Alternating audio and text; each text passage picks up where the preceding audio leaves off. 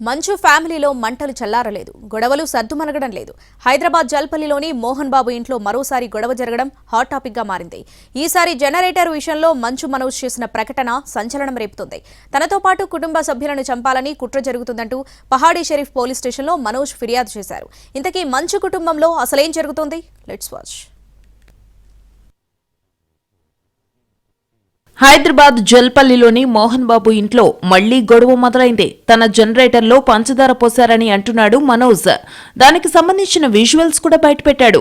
Pahadi Sharif police station కు వెళ్లి ఆధారాలతో సహా ఫిర్యాదు చేసిన మనోజ్ తనతో పాటు భార్య, పిల్లలు, తల్లిని చంపేందుకు కుట్ర చేశారంటూ సంచలన ఆరోపణలు చేస్తూ ప్రకటన విడుదల చేశారు. పోలీసులు హెచ్చరించినా తనను, తన కుటుంబాన్ని వేధిస్తున్నారని ఆవేదన వ్యక్తం చేశారు మనోజ్. తల్లి బర్త్డేను అడ్డం పెట్టుకుని తన ఇంట్లోకి వచ్చి జనరేటర్లో డీజిల్ కలిసిన షుగర్ పోశారని, ఇది చూసిన కోచ్ను మంచు విష్ణు బెదిరించారని ఆరోపించారు మనోజ్. విద్యుత్తులో భయంకరమైన హెచ్చుతగ్గులొచ్చాయని, కొంతమంది వ్యక్తులు ఇంట్లోకి చొరబడి ఈ పని చేశారని మంచు మనోజ్ ఆరోపిస్తున్నారు. వారం రోజులుగా మంచు ఫ్యామిలీలో అంతర్గత గొడవలు చర్చనీయాంశంగా మారాయి.